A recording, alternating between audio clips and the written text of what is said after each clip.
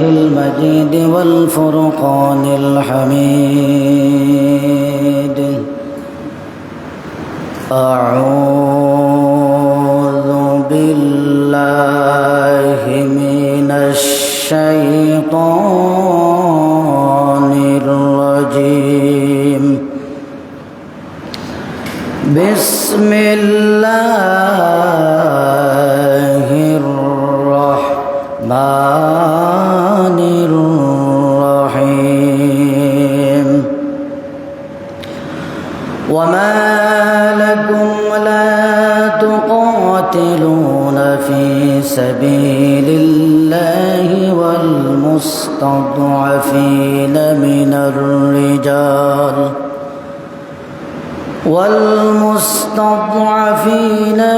الرجال والنساء والولدان الذين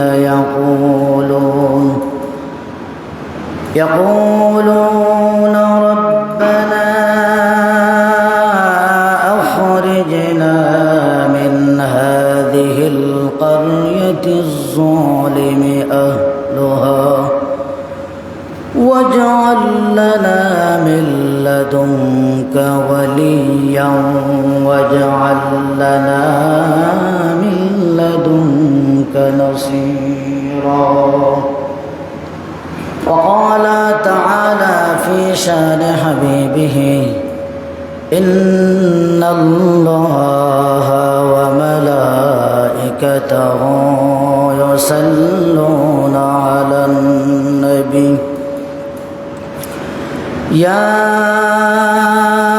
أيها الذين آمنوا صلوا عليه وسلموا تسليما.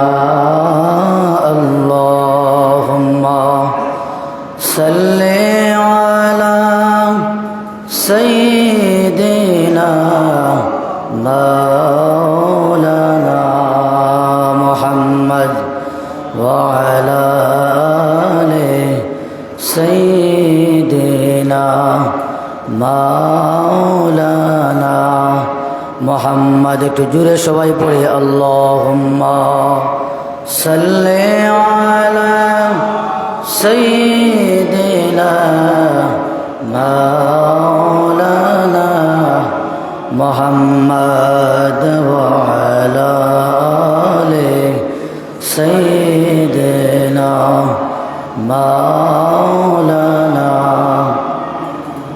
বালাগাল উলা بكماله كشف الدجى بجماله حسنت جميع خصاله صلوا عليه وآله بلغ العلا بكماله كشف الدجى بجماله حسنت جميع خصاله صلوا عليه.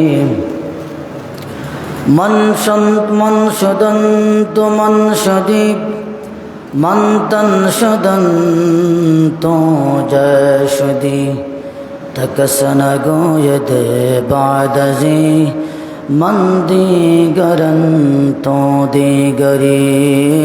بلغ العلا بکماله کشف الدجى بجماله حسنت جميع خصاله صلوا عليه.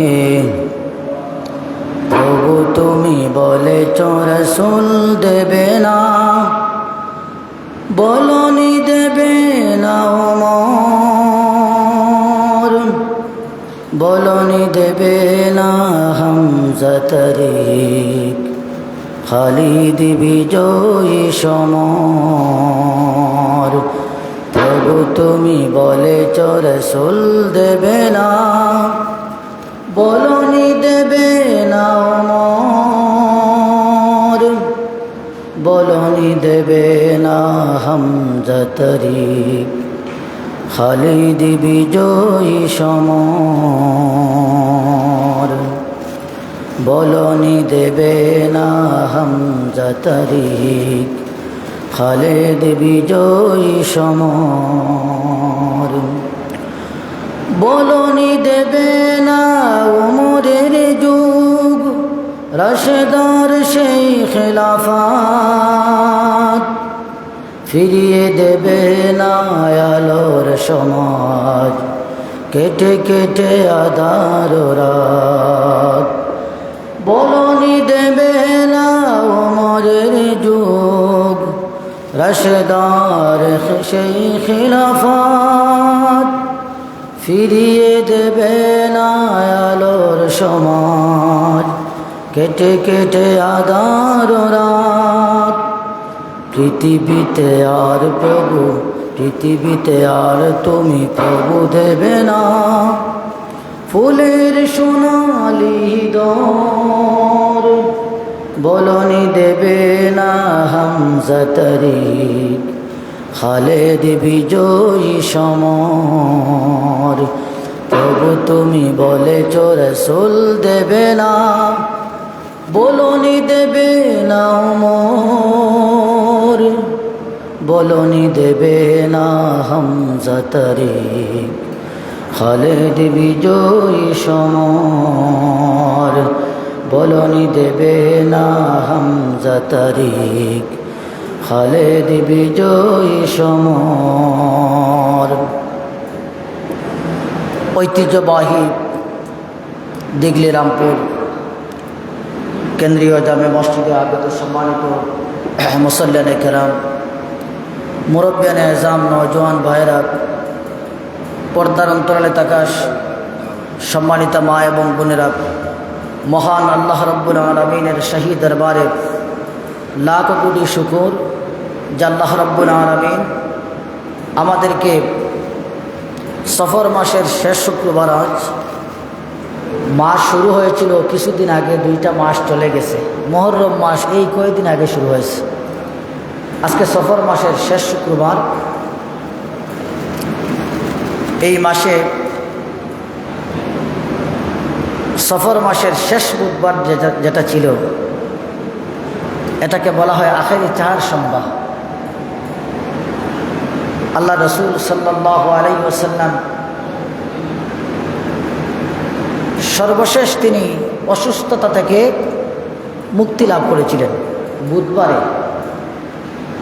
অসুস্থতা থেকে ফিরে তিনি মসজিদে নববীতে আবার নামাজ পড়েছেন সফরের শেষ বুধবার আসরের নামাজ পড়েছেন নামাজ পড়ার পরে আবার রাসূলুল্লাহ অসুস্থ হয়ে পড়েন আর রাসূলুল্লাহ মসজিদে যেতে পারেন নাই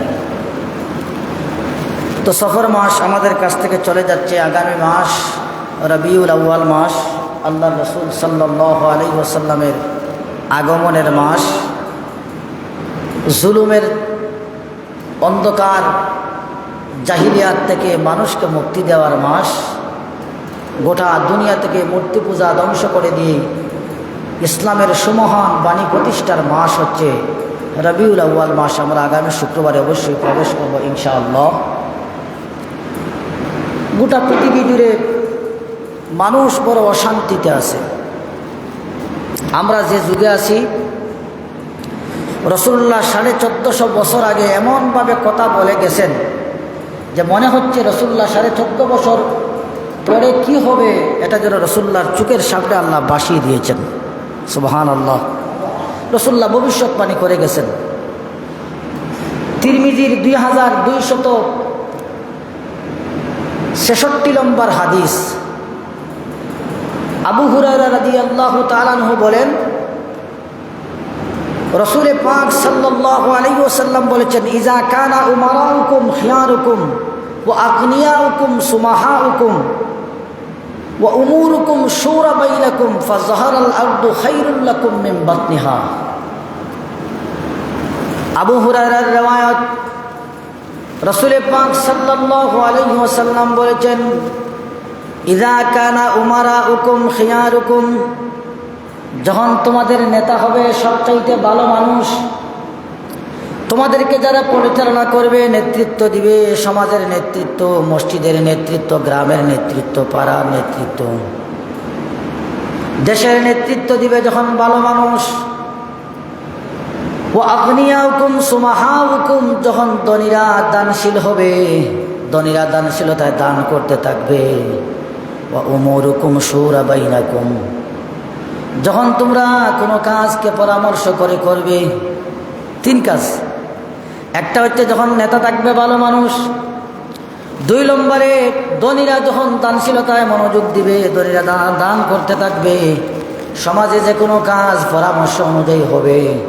রাসূলুল্লাহ সাল্লাল্লাহু আলাইহি ওয়াসাল্লাম বলেছেন, ফাজহারুল আরদে খায়রুল লাকুম মিন বাতনিহা, তখন তোমাদের কাছে জমিনের পিঠের চাইতে পিঠ ভালো, মরার চাইতে বাঁচা আরো কিছুদিন ভালো।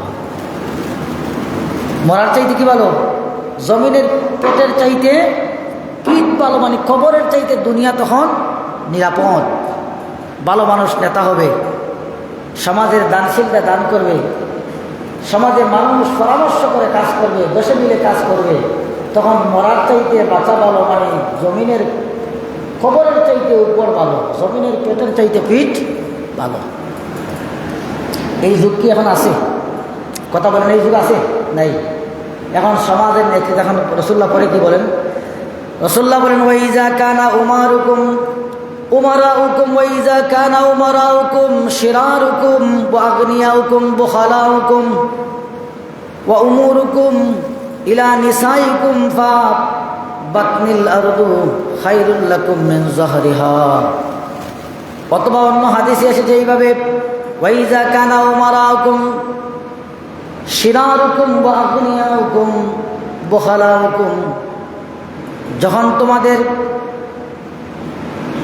নেতা হবে সমাজের সবচাইতে নিকৃষ্ট মানুষ, ওয়া আগনিয়াউকুম বুখালাউকুম, যখন তোমাদের ধনীরা কৃপণ হয়ে যাবে, ধনীরা দান করবে না, ধনীরা কৃপণ হয়ে যাবে, ওয়া উমুরুকুম ইলা নিসাইকুম, তোমাদেরকে আদেশ করবে তোমাদের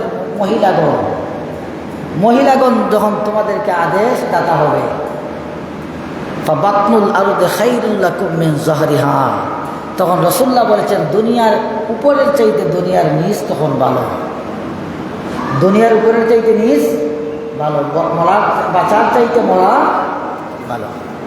আগে রাসূলুল্লাহ বলেছেন নেতা যখন হবে ভালো মানুষ, ধনীরা যখন দান করবে, মানুষ যখন পরামর্শ করে কাজ করবে, তখন মরার চাইতে বাঁচা লাভ, কবরের চাইতে দুনিয়ার উপরটা ভালো।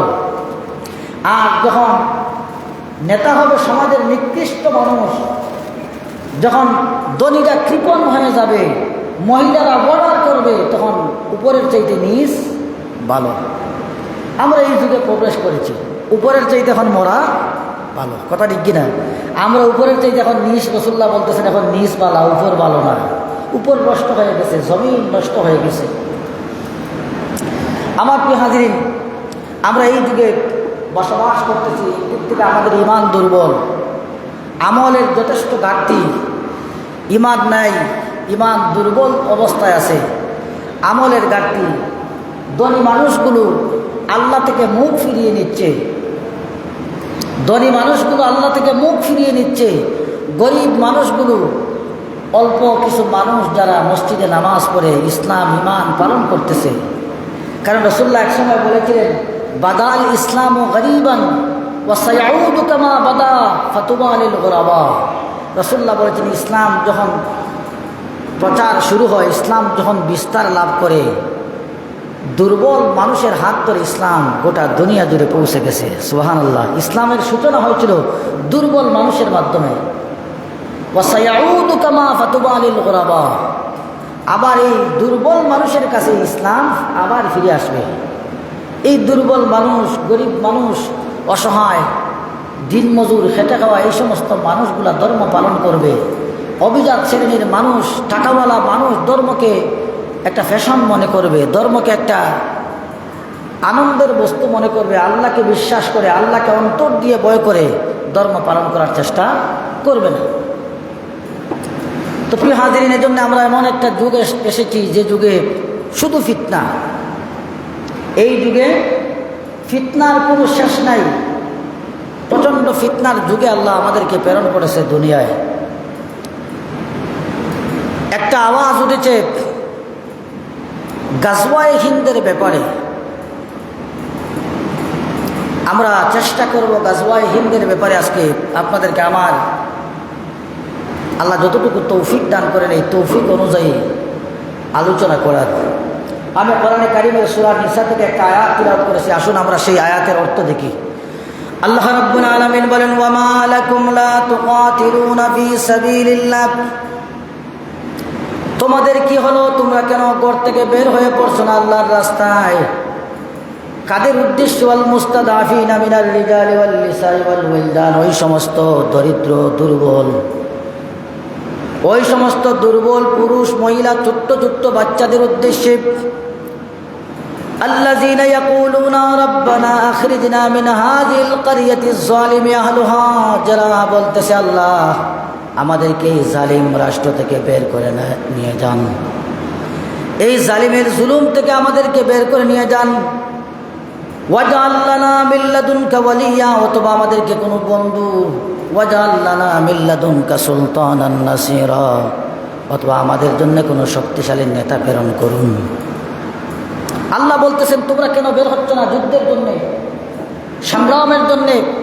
কাদের উদ্দেশ্যে? যারা দুর্বল পুরুষ মহিলা ছোট্ট বাচ্চা, যারা বলতেছে আল্লাহ এই জালিমের রাজত্ব থেকে আমাদেরকে মুক্তি দিন, অথবা একজন নেতা বের করে দিন, অথবা একজন শক্তিশালী সুলতান আমাদেরকে, শাসক আমাদেরকে দিন, যিনি আমাদেরকে সাহায্য করে জুলুমের রাজত্ব থেকে আমাদেরকে মুক্ত করে দিবে। তাহলে আয়াতের ভিতরে বুঝলাম যেই জায়গায় জুলুম হবে এই জায়গায় প্রত্যেকটা মুসলমানদেরকে সহযোগিতার হাত বাড়ানোর জন্য আল্লাহ অর্ডার করেছেন। কথা ঠিক কিনা? কথা একটু বলেন, কথা ঠিক কিনা? যেখানেই জুলুম হবে সেখানেই মুসলমান সহযোগিতার হাত বাড়াবে, যেখানেই জুলুম হবে সেখানেই মুসলমান সহযোগিতার হাত বাড়াবে। আল্লাহ বলছেন আল্লাযীনা ইয়াকুলুনা রাব্বানা আখরিজনা মিন হাযিহিল ক্বরিয়াতিজ যালিমি আহলুহা, আল্লাহ এই জালিম সম্প্রদায় থেকে আমাদেরকে মুক্ত করে দিন। যারা চিৎকার করে কান্নাকাটি করতেছে তাদের বিরুদ্ধে আপনি কি করুন? তাদের পক্ষে আপনি লড়াই করুন, তাদেরকে সহযোগিতার হাত বাড়িয়ে দিন। আমাদের প্রতিবেশী রাষ্ট্র ভারত, যেখানে প্রায় 28 কোটি মুসলমান বসবাস করে, আলহামদুলিল্লাহ, প্রায় 140 কোটি মানুষ ভারতে প্রায় 140 কোটি মানুষ, তার মধ্যে 28 কোটি, প্রায় 28 কোটির মতো মুসলমান ভারতে অবস্থান করে। আমাদের বাংলাদেশে 18 কোটি, তারা আমাদের চাইতে আরও 10 কোটি মানুষ বেশি। রসুল পাক সাল্লাল্লাহু আলাইহি ওয়াসাল্লাম নাসাইর হাদিস, নাসাইর 3176 নম্বর হাদিস, 78 নম্বর হাদিস, দুইটা হাদিসে রসুল্লাহ দুইটা কথা বলে গেছেন। রসুল্লাহ বলেছেন যে ভারতবর্ষের সাথে কিয়ামতের আগে একটা যুদ্ধ হবে মুসলমানদের। এই যুদ্ধের নাম হচ্ছে গাজওয়াতুল হিন্দ। যুদ্ধের নাম কি? গাজওয়াতুল হিন্দ। কথা বলুন, যুদ্ধের নাম কি? গাজওয়াতুল হিন্দ, ভারতীয় যুদ্ধ। রসুল পাক সাল্লাল্লাহু আলাইহি ওয়াসাল্লাম আবু হুরায়রার রওয়ায়াত 3176 নম্বর হাদিস।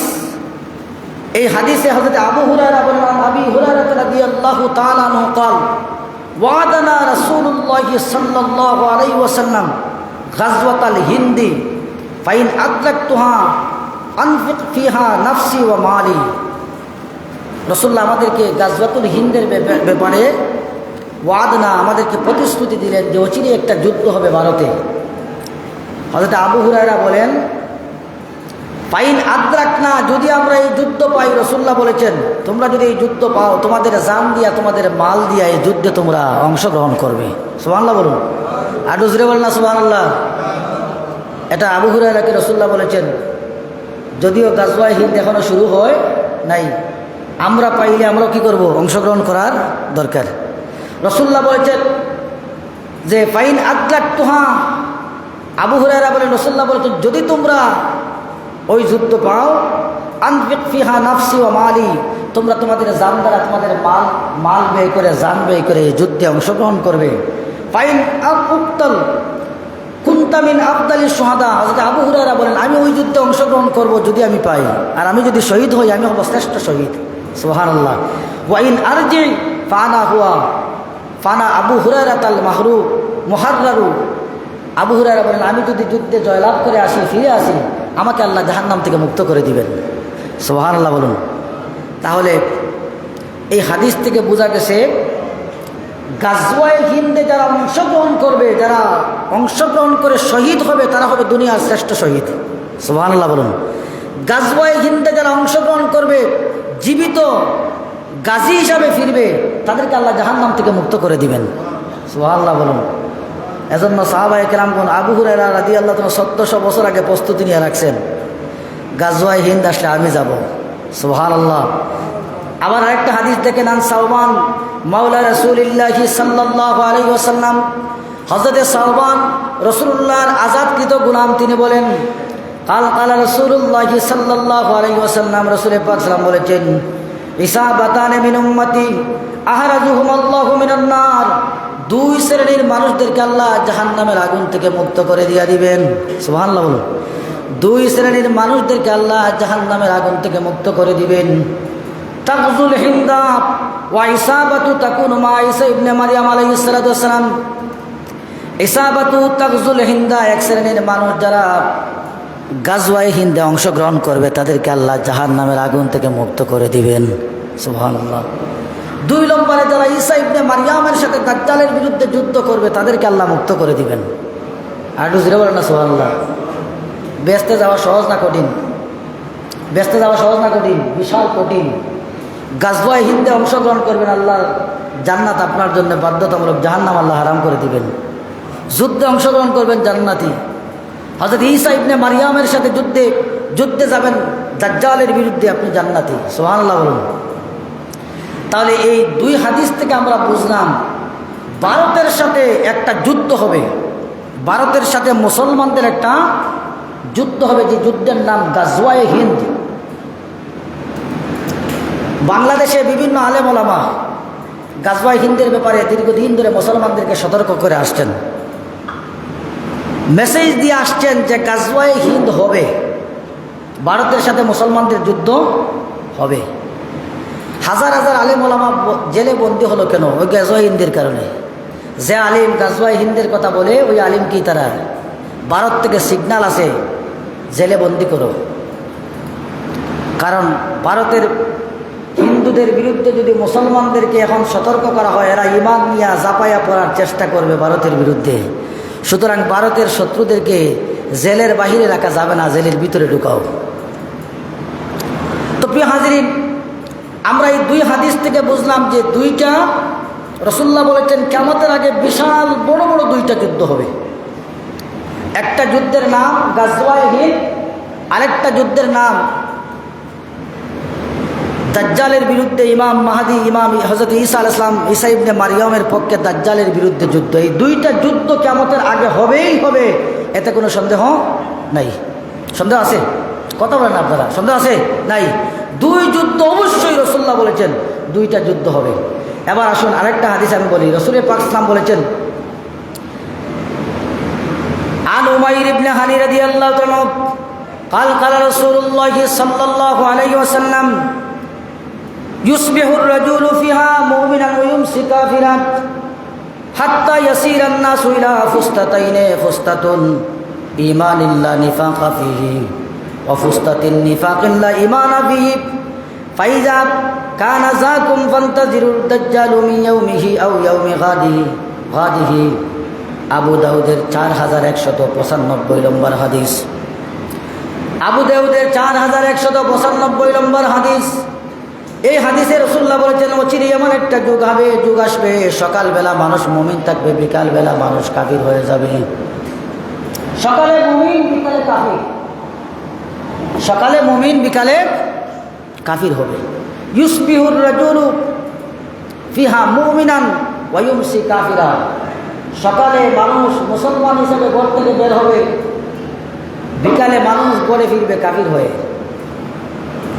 এরকম যুগ আসছে, এরকম যুগ এসে গেছে। হাজার হাজার মানুষ বিভিন্ন সময় কাফির হয়েছে, এই বাংলাদেশেই হয়েছে। বিশ্বের বলার দরকার নেই। কোরআনের আইন চাই, কেউ বলছে কোরআনের আইন চাই, কেউ বলছে কোরআনের আইন চাই না। তো মুমিন কখনো এটা বলতে পারে না কোরআনের আইন আমি চাই না। এটা বলতে পারে? কথা বলেন আপনারা, বলতে পারে? আমি চেষ্টা করতেছি না বা পারতেছি না, রাষ্ট্রীয়ভাবে হচ্ছে না, কিন্তু আমার মন তো চায় কোরআনের আইন দেশে হোক। কথা ঠিক কিনা? এখন আপনি যদি বলেন যে আমি কোরআনের আইন চাই, রাজন হইল ব্যাটফারি করে, তাহলে তোমার ইমানটা কি হয়েছে? অটোমেটিকলি দুর্বল হয়ে গেছে। কথা ঠিক কিনা? অটোমেটিকলি কী হয়েছে? দুর্বল হয়েছে। বিভিন্ন সময় এরকম হয়েছে, বাংলাদেশে অহরহ ঘটনা ঘটেছে।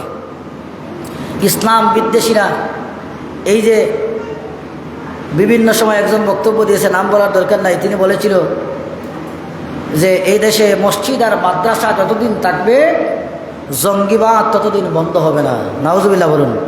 এদেশে জঙ্গিবাদের উৎস হচ্ছে মসজিদ আর মাদ্রাসা। এক শ্রেণীর মানুষ ঠিক বলেছে, আরেক শ্রেণীর মানুষ এটার বিরুদ্ধে অবস্থান নিয়েছে। কথা ঠিক কিনা? এখন যারা ঠিক বলেছে যে মসজিদ থেকে জঙ্গি উৎপাদন হয়, মাদ্রাসা থেকে জঙ্গি উৎপাদন হয়, আমি বললাম ঠিক, ইমান থাকবে না চলে যাবে? কথা কই না আপনারা? আর বুঝলে বলেন, কথা বলেন, ইমান থাকবে না চলে যাবে? ইমান অটোমেটিকলি চলে যাবে। তো আপনার ইমান তো আপনি মসজিদেই বসা, কিন্তু ইসলামের বিরুদ্ধে আপনি ঠিক বলেছেন, ওইটা কাফির হয়েছে, ওটার সাথে আপনারও কী করছে? ইমান থেকে বের করে নিয়ে গেছে। তো রাসূলুল্লাহ বলেছেন একটা সময় আসবে মানুষ সকালবেলা মুমিন থাকবে, বিকালে কাফির হয়ে যাবে। হাত্তা ইয়াসিরান নাসু ইলা ফুস্তাতাইনে, রাসূলুল্লাহ বলেন মানুষ দুইটা দলে বিভক্ত হয়ে যাবে। গোটা দুনিয়ার মুসলমান দুইটা দলে, কাফিরদের কথা রাসূলুল্লাহ বলেন না, এখানে মুসলমানদের কথা বলেছেন। রাসূলুল্লাহ বলেছেন হাত্তা ইয়াসিরান নাসু ইলা ফুস্তাতাইনে, মানুষ দুইটা দলে বিভক্ত হয়ে যাবে।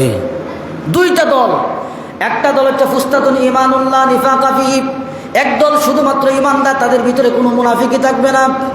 ভিতরে একরকম, বাহির একরকম, মুখ একরকম, পেট একরকম, এরকম থাকবে না। জিহ্বা একরকম কথা বলে মনে মনে আরেক রকম রাখে, এরকম থাকবে না। এক শ্রেণীর শুধু মুমিন থাকবে, যাদের ভিতরে কোনো নিফাকি থাকবে না। ফুস্তাতানে লা আল ঈমান ইল্লা নিফাকা ফি ওয়া ফুস্তাতানে ওয়া ফুস্তাতুন নিফাক ইল্লা ঈমানা ফি, এক শ্রেণীর মানুষ যাদের ভিতরে ইমান থাকবে, শুধু ইমান থাকবে, নিফাকি থাকবে না। আর এক শ্রেণীর মানুষ ভিতরে নিফাকি থাকবে, ইমান থাকবে না। মুসলমান দুই ভাগে বিভক্ত হয়ে যাবে।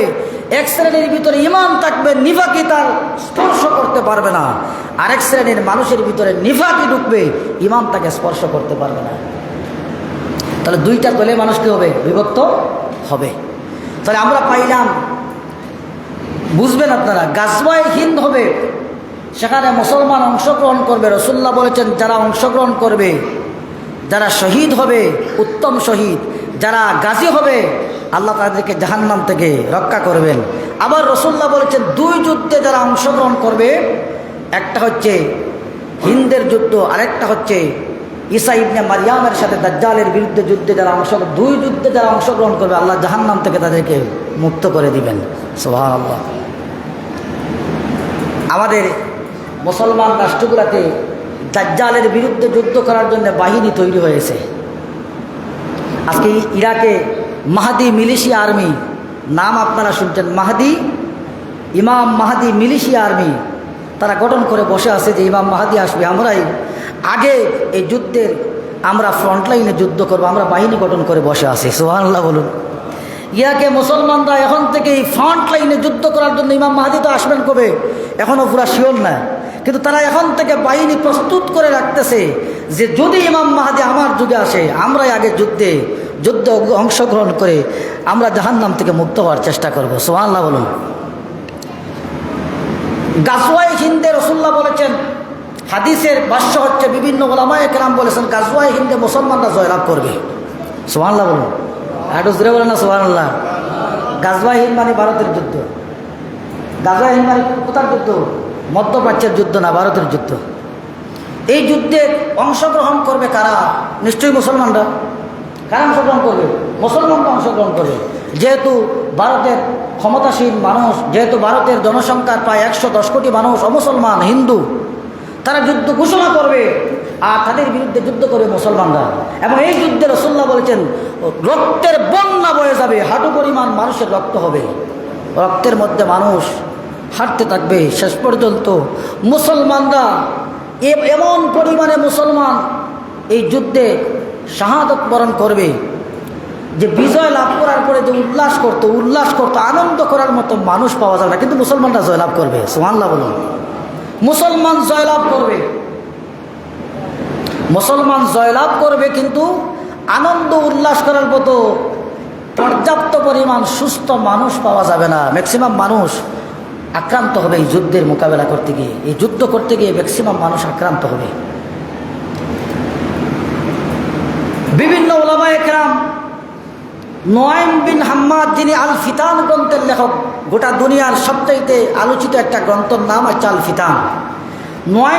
নুআইম বিন হাম্মাদ তিনি বলেছেন 2টা ঘাঁটি হবে এই যুদ্ধে।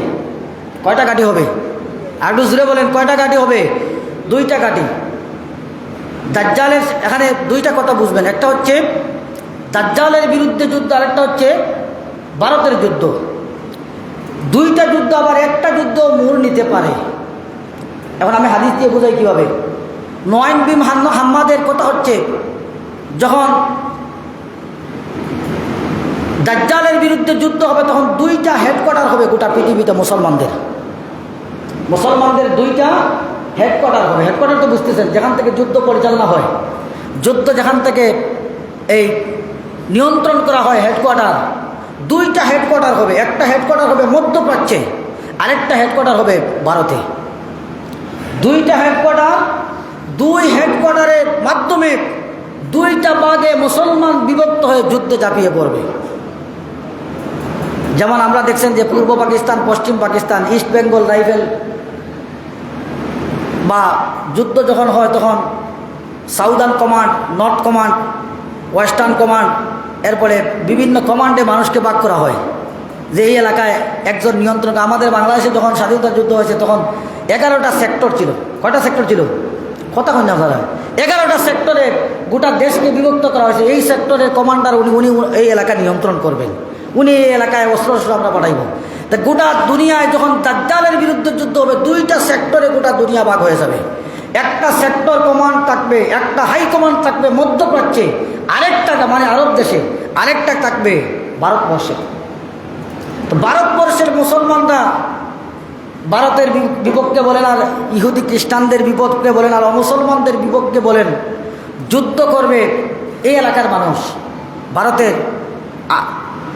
এখন যদি শুরু হয়, এই শতাব্দীতে যদি শুরু হয়, তো বাদরের এই 5-10 বছরে যদি শুরু হয়, তাহলে ভারতের মুসলমান আছে 30 কোটি, বাংলাদেশে থাকবে 20 কোটি 50 কোটি। আপনার পাকিস্তানে আছে আরও 16 কোটি বা 15 কোটি বা 20 কোটি।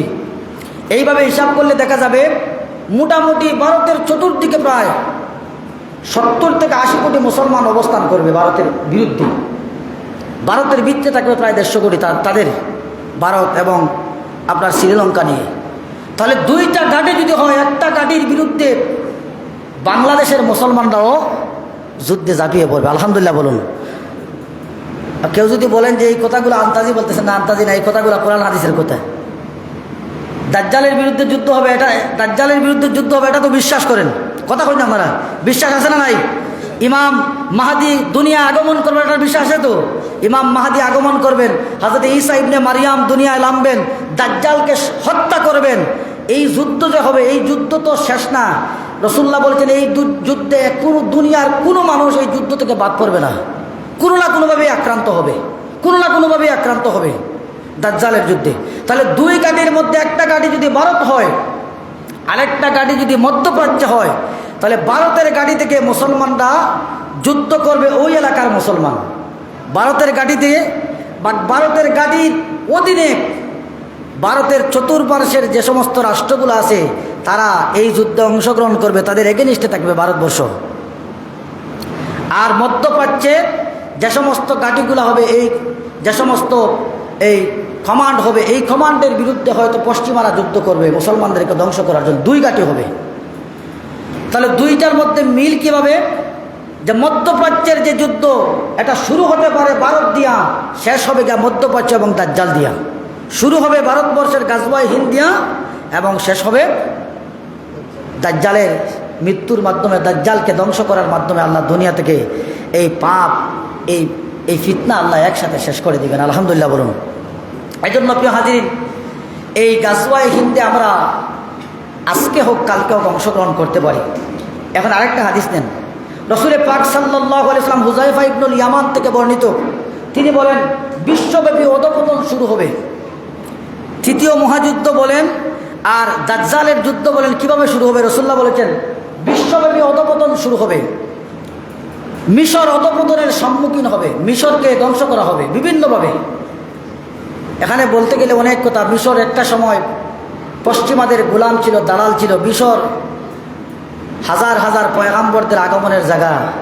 মিশরের এই জমিনটাকে আল্লাহ উর্বর করে দিয়েছেন আম্বিয়া কেরাম দ্বারা। সুবহানাল্লাহ বলুন। হাজার হাজার পয়গাম্বরের আগমনের স্থল হচ্ছে মিশর। এই মিশর এখন সেনাশাসন চলতেছে। পশ্চিমারা দালালি করে একজনকে বসায় আরেকজনকে সরায়, একজনকে বসায় আরেকজনকে সরায়। ধ্বংসের পথে এমনি আছে তারা। তো রাসূলুল্লাহ বলেছেন মিশর অধঃপতনের সম্মুখীন হবে। মিশর নিরাপদ থাকতে থাকতেই, মানে মিশর অধঃপতন থেকে একেবারে ধ্বংসের দ্বারপ্রান্তে পৌঁছার আগেই ইরাকের অধঃপতন হবে। এরপরে রাসূলুল্লাহ বলেন বসরা, ইরাকের অধঃপতন হবে ডুবে যাওয়ার কারণে। ইরাক অধঃপতন হবে বন্যার কারণে, বিশাল বন্যায় ইরাককে ধ্বংস করে দিবে।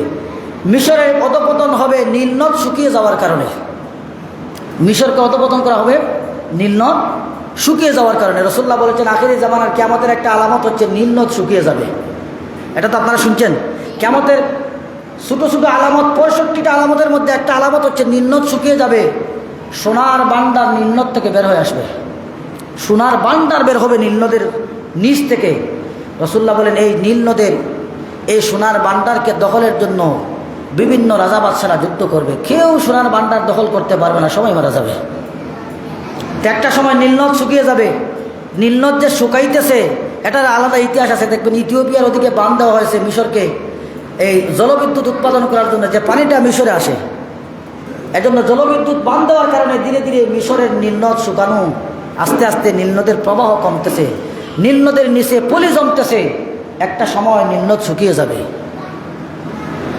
এরপরে রাসূলুল্লাহ বলেছেন মিশরের অধঃপতন হবে নীলনদ শুকিয়ে যাওয়ার কারণে। মক্কা ও মদিনার অধঃপতন হবে ক্ষুধার কারণে, ক্ষুধা এবং যন্ত্রণার কারণে মক্কা মদিনার অধঃপতন হবে। ইয়ামানের অধঃপতন হবে পঙ্গপালের কারণে। এক ধরনের পঙ্গপাল হচ্ছে এক ধরনের ফরিং আল্লাহ ছাড়বেন। ফরিংয়ের কারণে ক্ষেত সবগুলা নষ্ট হয়ে যাবে, তাদের অধঃপতন দেখা দিবে।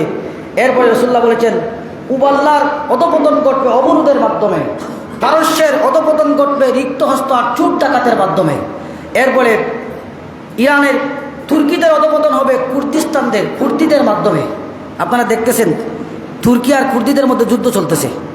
আপনারা যারা যুদ্ধের খোঁজখবর নেন দেখেন সিরিয়ার বর্ডারে যুদ্ধ করতেছে তুর্কিরা কুর্দি ওয়ার্কার্স পার্টিকে ধ্বংস করার জন্য। কুর্দি বিচ্ছিন্নতাবাদীদের বিরুদ্ধে তাদের দীর্ঘদিনের যুদ্ধ। তো রাসূলুল্লাহ বলতেছেন যে তুর্কিরা ধ্বংস হবে কুর্দিদের মাধ্যমে। এরপরে আবার রাসূলুল্লাহ বলেছেন যে দাইলামি, মানে কুর্দির অধঃপতন হবে আর্মেনিয়াদের মাধ্যমে। কুর্দিদেরকে আবার আর্মেনিয়ারা মারবে। কুর্দিস্তান কিন্তু একটা রাষ্ট্র তারা গঠন করার চেষ্টা করতেছে। আর্মেনিয়া, ইরান, সিরিয়া এবং তুর্কি নিয়ে একটা কুর্দিস্তান গঠন করার তারা চেষ্টা করতেছে। এরপরে রাসূলুল্লাহ বলেছেন কুর্দিস্তানের অধঃপতন হবে আর্মেনিয়াদের মাধ্যমে। আর্মেনিয়ার অধঃপতন হবে খাজার মাধ্যমে। খাজা মানে রাশিয়ার মাধ্যমে, রুশদের মাধ্যমে আর্মেনিয়ানদের অধঃপতন হবে। আবার রাশিয়ার অধঃপতন হবে তুর্কিদের মাধ্যমে, আবার রাসূলুল্লাহ বলেছেন। এরপরে তুর্কিদের অধঃপতন হবে বজ্রাঘাতের মাধ্যমে, মানে পারমাণবিক বজ্রাঘাত, মানে আকাশমান থেকে বিশাল একটা আওয়াজ হবে। আওয়াজ মানে একটা দেশ ধ্বংস করতে হলে তো তখন পারমাণবিক যুদ্ধের দরকার। এরপরে বলছেন হিন্দুস্তানের সিন্ধু নদের, মানে পাকিস্তানের ধ্বংস হবে হিন্দুস্তানের মাধ্যমে। আবার হিন্দুস্তানের ধ্বংস হবে চায়নাদের মাধ্যমে, চায়নাদের ধ্বংস হবে আবার পশ্চিমাদের মাধ্যমে। এইভাবে রাসূলুল্লাহ লম্বা হাদিসের কথা। এখন প্রশ্ন হচ্ছে ভারত যে গাজওয়ায়ে হিন্দের ডাক দিচ্ছে তার বিভিন্ন আলামত কিন্তু ইতিমধ্যে প্রকাশ পেয়েছে। বিভিন্ন আলামত প্রকাশ পেয়েছে। এর মধ্যে বিশেষ করে কিছু আলামত হচ্ছে ভারতের ভিতরে যারা মুসলমান আছে তারা বড় কষ্টে দিনরাত পালন করতেছে। ভারতের ভিতরের মুসলমান যারা তারা খুব কষ্টে জীবনযাপন করতেছে। মুসলমান যারা কুরবানি দিতে পারে না, গরু হত্যা করলে গোহত্যা, মানে তাদের কাছে এটা মহাপাপ। গোহত্যা মহাপাপ। ওই যে 2 বছর আগে দেখছেন 2022 সালে হাজার হাজার মুসলমানদেরকে তারা হত্যা করেছে বিভিন্ন জায়গায় দাঙ্গা দিয়া, কুরবানির ঈদে গরু কুরবানি করার কারণে। নাউজুবিল্লাহ বলুন। এই 47 থেকে এখন পর্যন্ত প্রায় 25,000 বার দাঙ্গা হয়েছে ভারতে, হিন্দু মুসলিম দাঙ্গা, রায়ট। আমাদের দেশে 48 না 47 রায়ট হয়েছিল না, রায়ট। হিন্দু ধরো মুসলমান ধরো যে যারে পারছে মারছে, বাইরে দেশ থেকে এত সুবিধা করছে। এইভাবে হিন্দু মুসলিম দাঙ্গা প্রায় 25,000 বারের উপরে হয়েছে ভারতে এই আপনার 47 থেকে এই পর্যন্ত। কিছুদিন পরপরই তারা মুসলমানদের উপর নির্যাতন করে, বাড়িঘর জ্বালিয়ে দেয়। একটা গাজওয়ায়ে হিন্দের শুভ সূচনা তারা সূচনা করছে, মুসলমানদেরকে আক্রান্ত করতেছে। 2 নম্বর, মুসলমানদের মসজিদগুলোকে ভেঙে তারা মন্দির বানাইতেছে। কেউ লোকে কেউ লাগতে হইলে তো খাদ্যই লাগবে না, আগে কথা কই যায় লাগতে হইলে তো আগে তাকে ওরা ডিয়াডু মারা লাগবে, টেকাডুকে মারা লাগবে। 1 নম্বর, মুসলমানদেরকে হত্যা করতেছে। শুধু তাই না, তারা ঘোষণা করেছিল মুসলমান মহিলাদেরকে দর্শন করা তাদের জন্য ভালো। নাউজুবিল্লাহ বলুন। বড় বড় রাজনীতিবিদরা তারা বলতেছে মুসলমান মহিলা যেখানে পাও দর্শন করো। নাউজুবিল্লাহ। মুসলমান হত্যা করতেছে, বাড়িঘর জ্বালিয়ে দিচ্ছে, কুরবানি করতে দিচ্ছে না। এরপরে আসাম থেকে বলা হয়েছে 19 লক্ষ বাঙালি মুসলমান আছে, এদেরকে বাংলাদেশে ফেরত দিতে হবে। আসাম তারা বলেছে বাংলাদেশে 19 লক্ষ বাঙালি আসামে আছে, এদেরকে সবাই বাংলাদেশে ফেরত দেওয়া লাগবে। এর মানে শুধু তার দেশে যুদ্ধ না, এদেশেও এই যুদ্ধের আগুন এদেশেও বর্ডারেও তারা পৌঁছায় দিতে চায়। বিভিন্ন জায়গায় মসজিদগুলোকে ভাঙ্গা হচ্ছে। কুতুব মিনার, কুতুবউদ্দিন আইবেক কুতুব মিনার রচিত করে গেছেন দিল্লিতে। দিল্লির কুতুব মিনার শত শত বছর ধরে মুসলমানদের ঐতিহ্য বহন করে আছে। তারা বলতেছে কুতুব মিনারের নিচে মসজিদ আছে, এই মন্দির আছে। নাউজুবিল্লাহ বলুন। কুতুব মিনারের নিচে মন্দির আছে। বাবরি মসজিদ, জহিরুদ্দিন মোহাম্মদ বাবর স্বপ্ন যুগে মসজিদ থেকে বাবরি মসজিদ নির্মাণ করেছিলেন। ওই বাবরি মসজিদকে তারা 1997 সালে রাম মন্দির নিচে আছে এই অভিযোগ তুলে তারা বাবরি মসজিদকে ভেঙে দিয়েছে। এইভাবে ভারতে মুসলমানদেরকে মারতেছে, লুটপাট করতেছে, বিভিন্নভাবে হয়রানির শিকার করতেছে, বিভিন্নভাবে ভারতের মসজিদ মাদ্রাসাগুলোকে তারা বন্ধ করে দিচ্ছে। উদ্দেশ্য এটা গাজওয়ায়ে হিন্দের সূচনা। আমাদের দেশেও যত মুসলমান বর্ডার লাইন আছে, এমন কোনো মুসলিম রাষ্ট্র নাই যে রাষ্ট্রের বিরুদ্ধে তারা আগ্রাসন নিচ্ছে না। আমাদের ব্যাপারে কি করতেছে, ওই যে গত সপ্তাহে দেখছেন, গত সপ্তাহে আগের সপ্তাহে আমাদের বাংলাদেশে মরুভূমি শীতের দিনে শুকাইয়া মারে আর বর্ষাকালে ডুবাইয়া মারে আমাদেরকে। আমাদের এমন বন্ধু শীতের দিনে আমাদেরকে শুকায়, গ্রীষ্মের কালে আমাদেরকে ডুবায়। বিনা নোটিশে পানি ছেড়ে দিয়া হাজার হাজার মানুষ, আপনারা দেখছেন প্রায় 1000-এর উপরে মানুষ মারা গেছে বাংলাদেশে, ফেনীতে, নোয়াখালীতে, কুমিল্লায়। একটা ফ্যামিলি দেখছেন আপনারা, ডেগের ভিতরে ছোট্ট কয়েক মাসের একটা বাচ্চা, মা নাই বাবা নাই, সবাই মরে যাবে, সবাই মরে যাবে। চিন্তা করছে এই বাচ্চাটা যদি বাঁচে, একটা ডেগের ভিতরে কিছু কাপড় দিয়ে ওই বাচ্চাটাকে ডেগের মধ্যে শোয়া ছেড়ে দিয়েছে এই বাংলাদেশে। বুলাতে বুলা বানাইয়া, এই যে খোলার বুলা বানাইয়া লাশ খোলার বুলার উপরে ছেড়ে দেওয়া হচ্ছে, বেলার উপরে, আর চিঠি লিখে দেওয়া হচ্ছে কেউ যদি এই লাশটা পাও, এই লাশটা মুসলমানের লাশ, দাফন করার ব্যবস্থা করছে। এই বাংলাদেশে করছে এই গত সপ্তাহে। এটা কারা করছে? হঠাৎ তো বাংলাদেশে এরকম বন্যা আসে নাই, হঠাৎ তো বাংলাদেশে এরকম বৃষ্টিও হয় নাই। আগে যদি বলতো যে 2 দিন 3 দিনের ভিতরে আমরা সারবো, মুসলমানরা একটু প্রস্তুতি নিত, বাংলাদেশের মানুষ একটু প্রস্তুতি নিত। এজন্য ভারত গাজওয়ায়ে হিন্দ অলরেডি শুরু করে দিয়েছে। চূড়ান্ত যুদ্ধ হবে, হয়তো মোকাবিলা হবে ডালতোর বাড়িতে হোক আর বন্দুকে আর কামানে হোক, কিন্তু অলরেডি তারা যুদ্ধ শুরু করে দিয়েছে। আর এটা হচ্ছে প্রাথমিক বিভিন্ন কাজ। বর্ডারে মুসলমান মারবে, বর্ডারের ওপারে যারা আছে এদেরকে পানিতে ডুবাবে, ওখানে যখন অস্থিতিশীল হয় পেঁয়াজের দাম বৃদ্ধি করবে, বিভিন্নভাবে মুসলমানদেরকে তারা হ্যারাসমেন্ট করবে। পাকিস্তানের বর্ডারেও তারা করতেছে। একবার তারা পাকিস্তানের সাথে পারে না, কারণ পাকিস্তানও পারমাণবিক বোমার অধিকারী। ভারতের চাইতে পাকিস্তানের পারমাণবিক বোমা বেশি শক্তিশালী এবং সংখ্যায়ও বেশি, যে কারণে ওই বর্ডারে কিন্তু তারা তেমন একটা ক্ষমতা দেখাতে পারে না। একবার ভারতের আপনার প্রধান সেনাপতি তিনি বলল যে আমরা আগামীকাল সকালে রাওয়ালপিন্ডি থেকে নাস্তা করব। আগামীকাল সকালে পাকিস্তান দখল করে রাওয়ালপিন্ডিতে আমরা নাস্তা করব। তো পাকিস্তানের যিনি সেনাপ্রধান ছিলেন উনি বললেন, আমরা আগামীকালকে দিল্লিকে সকালের ভিতরে বঙ্গোপসাগর বানিয়ে দিব। তুমি নাস্তা করবে আর আমরা বসে বসে আঙ্গুল চইব, আমরাও দিল্লিকে বঙ্গোপসাগর বানিয়ে দেবো, কারণ আমাদের কাছে পারমাণবিক বোমা আছে। এজন্য প্রিয় হাজিরিন, আমরা শেষ করতে চাই এই কথা দ্বারা আমরা বুঝলাম যে নাসাই শরীফের হাদিসের মাধ্যমে রসুল পাক সাল্লাম বলে গেছেন ভারতের সাথে মুসলমানদের গাজওয়ায়ে হিন্দ হবে। কথা ঠিক কিনা? গাজওয়ায়ে হিন্দ হবে। এই যুদ্ধে মুসলমান অংশগ্রহণ করবে এবং যারা শাহাদত বরণ করবে তারা আফদালুশ শুহাদা। আবু হুরায়রার রওয়ায়াত, তিনি বলছেন আমি আফদালুশ শুহাদা হব, মানে আমি গাজওয়ায়ে হিন্দে অংশগ্রহণ করে আফদালুশ শুহাদা হব। আর যদি বাঁচি তাহলে আল্লাহ আমাকে জাহান্নাম থেকে মুক্ত দিবেন। আমরা এই যুদ্ধ যদি আমরা পাই, আমরা কি অংশগ্রহণ করতে রাজি আছি? আওয়াজ তো একেবারে কম। যুদ্ধ তো অনেক শক্তিশালী। আমরা কি এই যুদ্ধে অংশগ্রহণ করতে রাজি আছি? আমরা বদর পাই নাই, আমরা উহুদ পাই নাই, খন্দক পাই নাই। গাজওয়ায়ে হিন্দ যদি আমাদের সামনে আসে, জীবনের তাজা রক্ত দিয়ে ইসলামকে প্রতিষ্ঠার জন্যে, ভারতীয় আগ্রাসন আর অমুসলমানদের কালো হাতকে ধ্বংস করার জন্য নিজের জীবন বাজি রাখবো ইনশাআল্লাহ। আখির দাওয়ান আলহামদুলিল্লাহি রাব্বিল আলামিন। প্রিয় হাজিরিন, আমরা একটা ঘোষণা দিতে চাই। আগামী 16 তারিখ পবিত্র রবিউল আউয়াল মাসের মানে ঈদে মিলাদুন্নবী, আপনাদের মসজিদ থেকে আমরা শুনেছি, মুরব্বীদের সাথে আমার কিছু কথাবার্তা হয়েছে যে আপনাদের মসজিদ থেকে প্রতি বছর ঈদে মিলাদুন্নবীর একটা আয়োজন হয় বড় আকারে। আগে আপনারা বড় আকারে করেছেন, বিভিন্ন সময়ে এই উদ্যোগ যেভাবেই নিয়েছেন এভাবে হয়েছে।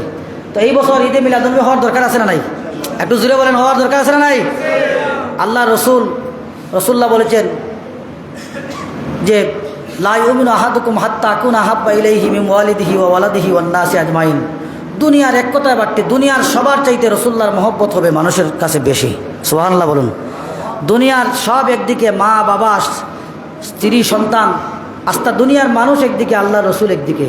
আস্তা দুনিয়ার মানুষের মহব্বত যদি আপনি এক পাল্লায় তুলেন, এর চাইতেও বেশি মহব্বত থাকতে হবে আপনার দয়াল নবীজি রসুল পাক সাল্লামের উপর। সুবহানাল্লাহ বলুন। হযরত ওমর রাদিয়াল্লাহু তাআলা বলেছেন, ইয়া রাসূলুল্লাহ, আমি আপনাকে ভালোবাসি কিন্তু আমার জানের চাইতে বেশি ভালোবাসি না। আমার জানলে আমি বলা ভাই, সবেও তো জানতে বলা হয় না, সবেও তো জানতে বলা হয়। হযরত ওমর বলেন, ইয়া রাসূলুল্লাহ, আমি আপনাকে ভালোবাসি কিন্তু আমার জানের চাইতে বেশি না। রাসূলুল্লাহ হাতে ধরলেন, ওমরের ধরে বললেন, তোমার জানের চাইতেও যদি আমাকে ভালো না বাসো, পরিপূর্ণ ইমানদার হতে পারবে না। সুবহানাল্লাহ বলুন। তাহলে জানের চাইতে বেশি ভালোবাসা লাগবে কাকে? রাসূলকে। মালের চাইতেও বেশি ভালোবাসা লাগবে রাসূলকে। তাবুকের যুদ্ধ রাসূলুল্লাহর জীবনের শেষ যুদ্ধ। রাসূলুল্লাহ বলেন, যার যা কিছু আছে সব কিছু নিয়ে আসো, রোমানদের বিরুদ্ধে যুদ্ধ হবে। একজন মহিলা কয়েক মাসের একটা বাচ্চা নিয়ে রাসূলুল্লাহর দরবারে হাজির হলো। কয়েক মাসে রাসূলুল্লাহকে বলে, ইয়া রাসূলুল্লাহ, আমার দেওয়ার মতো কিছু নাই, এই ছোট্ট বাচ্চাটা আপনার হাতে তুলে দিলাম, আপনি ওকে নিয়ে যান রোমানদের বিরুদ্ধে যুদ্ধের জন্য। রাসূলুল্লাহ বলেন, এই বাচ্চা দিয়ে আমি কী করবো?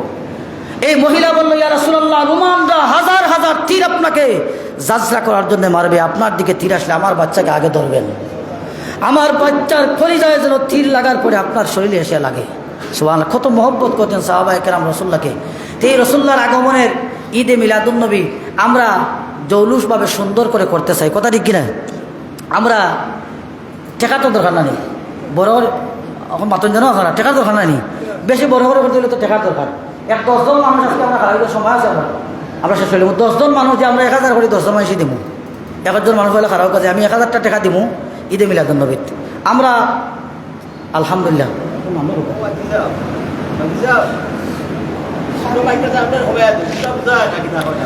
তাই নাম লেখক শামীম। আমরা সবসময় মুসল্লি বুরহান চাচার ছেলে, তাই 1000 টাকা দেওয়া হোক, মারহাবা। আলহামদুলিল্লাহ, আল্লাহ তোমার বান্দার এই দানকে তুমি কবুল আর মঞ্জুর করে। সবাই বলেন আমিন। তাই নাম আব্দুল ওয়াহিদ, জানি আব্দুল ওয়াহিদ। খালা ভাই 1000 টাকা দিবা হোক, মারহাবা। তাড়াতাড়ি করি লোক, আমরা হলে কিছু কিছু শরিক হয়ে যাই। আরেকজন ভাই সাল্লাল্লাহু আলা সাইয়্যিদিনা মাওলানা মুহাম্মদ, ও 10 জন মানুষ যদি 1000 করে দিলে আমরা 10,000 টাকা আজকে হয়ে যাব।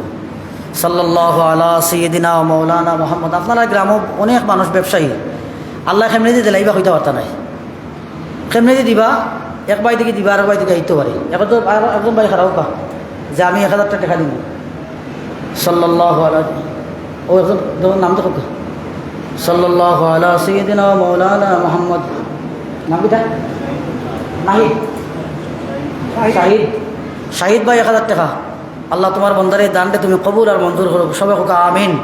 সাল্লাল্লাহু আলা সাইয়্যিদিনা ওয়া মাওলানা মুহাম্মদ ওয়া আলা আলিহি ওয়া আসহাবিহি সাল্লাম। আতলুক একটু দেবা ইমাম সাহেব কইলাম তো আমি ইমাম সাহেব দিম আর 1000 ইমাম সাহেব দিয়ে কি আমার ইমাম সাহেব নাম জানো? সাল্লাল্লাহু আলা সাইয়্যিদিনা ওয়া মাওলানা মুহাম্মদ। ও আরজন না নাম হোক তেরা মেশাবর ছেলে না নি? তেরা মেশাবর ছেলে নাম জানো তাই 1000 টাকা দিবা। আল্লাহ তুমি তোমার নবীর এই ঈদে মিলাদুন নবীর মাহফিল দানটা তুমি কবুল আর মঞ্জুর করো না। সবাই হোক আমিন। সাল্লাল্লাহু আলা সাইয়্যিদিনা ওয়া মাওলানা হুজুর 6 জন না নি? 6 জন আর 60 জন 60 জন হইলে আমরা সারি দিই 1000 টাকা। 500 টাকা আমরা আইলাম আল্লাহ আল্লাহ 1000 গেলে 2000 দিতাম আমরা চলে দিলাম। আরো 60 জন ভাই সাল্লাল্লাহু আলা সাইয়্যিদিনা ওয়া মাওলানা দুরূদ শরীফ পড়কা দুরূদ শরীফ পড়লে টাকা বাড়াইব। কেমন 500 কইছেন নিল না কইরা কি 1000 নাইলে 500 টাকা 500 টাকা লেখা নাম কি তাই নাম হুকা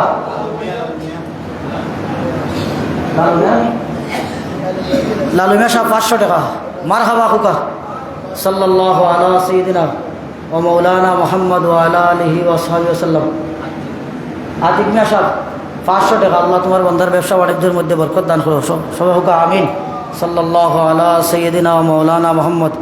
আচ্ছা 1000 থেকে 500 যেহেতু একজন গিয়াসুদ্দিন সাহেব 500 টাকা হোকা মারহাবা। সাল্লাল্লাহু আলা সাইয়্যিদিন জি ইমাদ ভাই 500 টাকা। আচ্ছা 1000 থেকে বাদ দিলেও কাছে যেহেতু আলহামদুলিল্লাহ 500 টাকা যেহেতু শুরু হয়েছে একটু দিলাও কাছে সাল্লাল্লাহু আলা যত সিন্নি ভালো হইব যত টাকা ভালো হইব আলহামদুলিল্লাহ আমরা আয়োজন করার চেষ্টা করবো। এটা আমরা সাথে বলে যাইতাম না আর গোবিন্দগঞ্জ ফোন বলে যাইতাম ভাই কোনো যাও সাল্লাল্লাহু আলা সাইয়্যিদিনা। আচ্ছা আমরা কেশিয়া সাহেব 1000 টাকা দিলে অসুবিধা আসিল না। ক্যাশ তো তাই নয় কাছে যাই হোক 500 টাকা দিয়েছেন আলহামদুলিল্লাহ। কেশিয়া সাহেব 500 টাকা। সাল্লাল্লাহু আলা আরেকজন ভাই এনার নাম নাম হোক সাদ্দাম হোসেন 500 টাকা হোক আমার খাবা। সাল্লাল্লাহু আলা সাইয়্যিদিনা খল্লা তুলে দিতে না জানা অকল শরীক হোকা রাসূলুল্লাহ সাল্লাল্লাহু আলাইহি ওয়াসাল্লাম ঈদে মিলাদুন নবীর টাকা সব জায়গার টাকা খরচ করা যায়। বালা কাজের টাকা খরচ করা কঠিন। সব জায়গাতেও আপনি টাকা খরচ করতে পারেন কিন্তু বালা কাজের টাকা খরচ করা কঠিন। 50 লাখ টাকা আপনার কাছে দিলে 1 মাস বাদে 20 লাখ টাকা বালা বালা হাঁটি গেছে শুনতেন। সাল্লাল্লাহু আলা সাইয়্যিদিনা মাওলানা মুহাম্মদ ওয়া আলা আলিহি ওয়া সাহবিহি। আর কেউ শরীক হইবা নি? ও আরেকজন জি মুহিবুর রহমান 500 টাকা। অনেক ধনী মানুষ আমরা এই গ্রামর তো আলহামদুলিল্লাহ যথেষ্ট মানুষ ব্যবসায়ী যারা এরা ধনী যারা পকেট ভাঙ্গিয়া খান এরা ধনী নাই। ব্যবসায়ী যারা এরা ধনী আর আল্লাহ যত বরকত দিন 10 ভাগের 9 ভাগ দিন ব্যবসায়ী হকলোর মাধ্যমে। আমরা দিন 1 ভাগ আমরা ওই 1 ভাগ বাটাবাটি করে আমরা সরকারি চাকরি করি মসজিদ হকলো চাকরি করি বা বিভিন্ন জায়গাতে আমরা তো ব্যবসা করি না। ব্যবসায়ী হকলোর মাঝে 9 ভাগ বরকত আল্লাহ দিচ্ছেন। খালি বরকত নাই রাসূলুল্লাহ সাল্লাল্লাহু আলাইহি ওয়াসাল্লাম ফরমাইছেন আত-তাজিরু সুদুকুল আমিনু মান নবিয়িন ওয়াস সিদ্দিকিন। কিয়ামতের মাঠে হালাল ব্যবসায়ী যারা এরা নবী আর শহীদ সিদ্দিক হকলোর লগে কিয়ামতের মাঠে হাসর করবা। সবাই হোক আমিন। সকালের ব্যবসার মধ্যে রাসূলুল্লাহ কইছেন বরকত আল্লাহুম্মা বারিক লানা ফি বুকুরিহা। আল্লাহ আমার উম্মতর সকালবেলার ব্যবসায়ী হকলোর ব্যবসার মধ্যে বরকত দিও। তা আল্লাহ ব্যবসাত বরকত দিতা। আর দুইজন ভাই কই দিও আমরা দোয়া করি জি আঙ্গুর মিয়া ভাই 500 টাকা। আপনার লগের জন কয় সাল্লাল্লাহু আলা সাইয়্যিদিনা মাওলানা মুহাম্মদ ওয়া আলা আলিহি ওয়া আসহাবিহি ওয়াসাল্লাম। সাল্লাল্লাহু আলা সাইয়্যিদিনা মাওলানা মুহাম্মদ। কত হয়েছে? 16 তারিখ এখনো মোটামুটি 17 দিন আছে। 10,000 হয়েছে 10,000 কইছিলাম 10,000 হয়ে গেছে আলহামদুলিল্লাহ। আল্লাহ এই দানটা কবুল করুক। আপনারা আমি অনুরোধ করবো একটা কমিটি দিয়া 5 জনের বা 3 জনের এরার মাধ্যমে যদি টাকা কালেকশন হয় সুন্দর একটা সিস্টেম হবে। কারণ সপ্তাহ শুক্রবার ছাড়া আর আন্যা এরার লোকে যদি এরা যোগাযোগ করেন 3 বা 5 জন সদস্য দিয়া একটা ছোটো অনুষ্ঠান পরিচালনা কমিটি দিলাইলে আমি অনুরোধ করবো আমাকে আপনারা বাদ বাকি আপনারা মুরব্বী ইচ্ছা আপনারা যেভাবে সুবিধা এইভাবে করবা। আল্লাহুম্মা আমিন। ربنا ظلمنا أنفسنا وإن لم تغفر لنا وترحمنا لنكونن من الخاسرين ربنا لا تزغ قلوبنا